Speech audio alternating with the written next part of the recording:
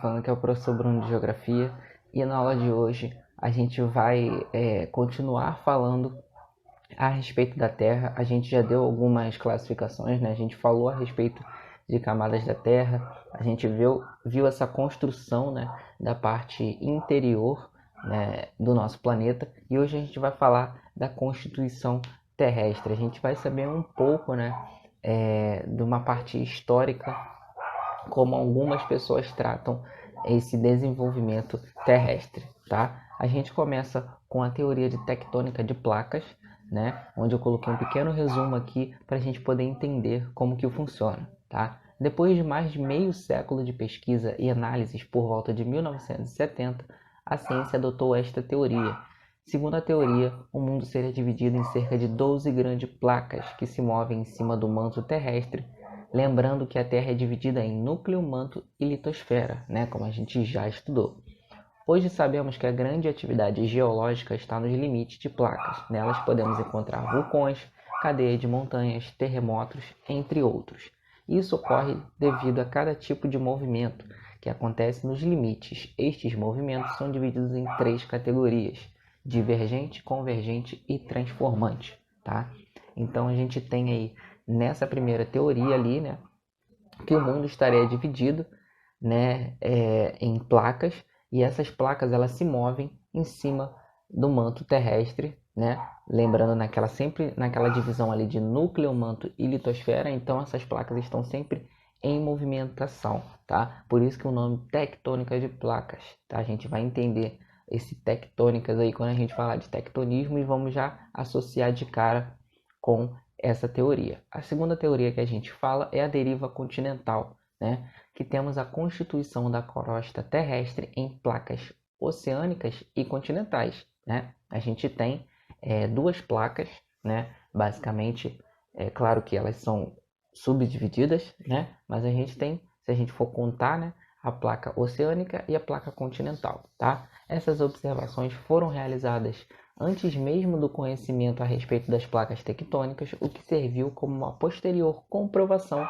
da movimentação, não só dos continentes terrestres, mas de toda a crosta, baseando-se apenas em evidências como a existência de fósseis e grupos de vegetação semelhantes em áreas separadas por oceanos inteiros. Então eles começaram a ver que determinados locais tinham características de outros locais que estavam totalmente longe, né? Tinha vegetação e fósseis que tinham, por exemplo, no ponto A, e aí passava por todo um oceano e lá no ponto D tinha a mesma vegetação ou tinha os mesmos fósseis encontrados. Então eles viram que tinha uma movimentação ali de fato da crosta terrestre, tá? Havia apenas um único continente, né?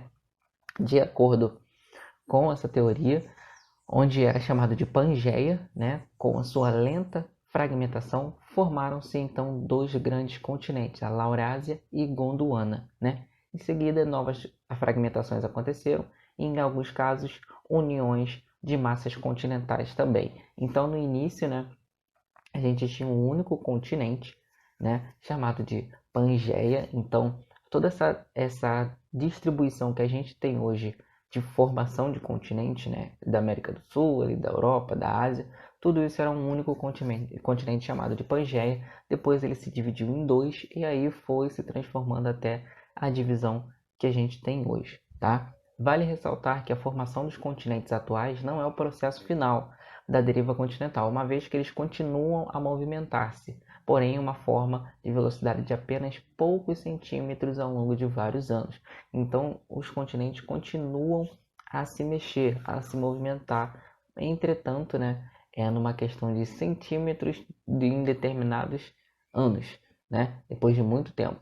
Então, a gente talvez não perceba isso, mas com o passar de muitos e muitos anos, a gente vai começar a ver essa diferença, tá? Daqui a alguns milhões de anos, é bem possível que a configuração das terras imersas apresente diferenças em relação ao estágio atual, né? Talvez essa composição que a gente tem de terras, de continentes hoje em dia, talvez seja diferente daqui a muitos anos, né? Falando a respeito, né, daqueles movimentos, desses movimentos que a gente tem aí na crosta terrestre, a gente tem três movimentos, né? Primeiro, o movimento convergente, ou seja, As placas com movimento convergente são aquelas que se chocam diretamente entre si, uma com a outra, como que fala na primeira imagem aí, né? Uma em direção à outra. Então, quando elas se chocam, a gente tem um movimento convergente, tá? O movimento divergente é quando as placas afastam-se uma das outras, né? Então, seria o contrário. Se o convergente elas se encontram diretamente, no divergente a gente tem a separação delas, né? E no transformante é quando as placas se deslocam unilateralmente, havendo sim um atrito entre elas com a ocorrência de terremotos e a formação de alguns falhamentos. Então, a gente tem em primeiro momento o movimento convergente, né, direto, temos o divergente, que elas se separam, e temos o transformante, em que elas se fazem um atrito unilateral, né? Uma do lado da outra. Esse atrito faz a ocorrência de terremotos, né? E de outros falhamentos, né? No nosso relevo, tá? Falando a respeito, né? Desses movimentos aí que a gente fala a respeito de vulcanismo e terremotos, né? Ao qual são agentes internos, né? E podem formar ou modificar o relevo. Então ele tem essas duas características aí, tanto de formação quanto de modificação.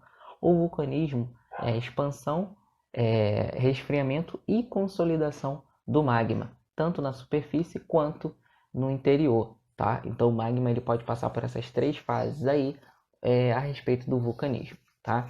Os terremotos ou abalos sísmicos são movimentos naturais que se originam no interior da Terra e se propagam por meio de vibrações. É como se fosse o som, né? O som vai se propagando ao longo do caminho, né? E os terremotos também, eles começam lá no interior da Terra e dependendo da magnitude, dependendo da potência, né? Que a gente vai ver também na aula de hoje, ele se propaga até a Terra, digamos, a parte da crosta terrestre, tá? Para a gente poder sentir.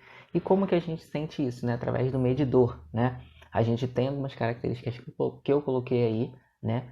Como as mais importantes aí, começando pelo hipocentro, né? Que é o que se chama o ponto no interior da crosta terrestre. Então é lá onde começa o terremoto, né? Lá na sua origem chamamos de hipocentro, né? Onde a gente tem esse foco ali. Já o epicentro é o nome dado ao ponto da superfície da Terra onde primeiramente chega a onda sísmica, né? Então temos o ponto de origem chamado de hipocentro e temos o epicentro, que é onde de fato a gente tem a primeira onda, né?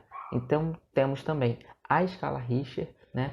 Que é responsável por estar fazendo essa medição aí desse hipocentro, desse epicentro, sabendo a força e a energia liberada ali por esse terremoto, né? Então ela é utilizada para medir a magnitude dos terremotos, permitindo ter uma noção exata sobre a potência dos abalos sísmicos que ocorrem na litosfera, tá?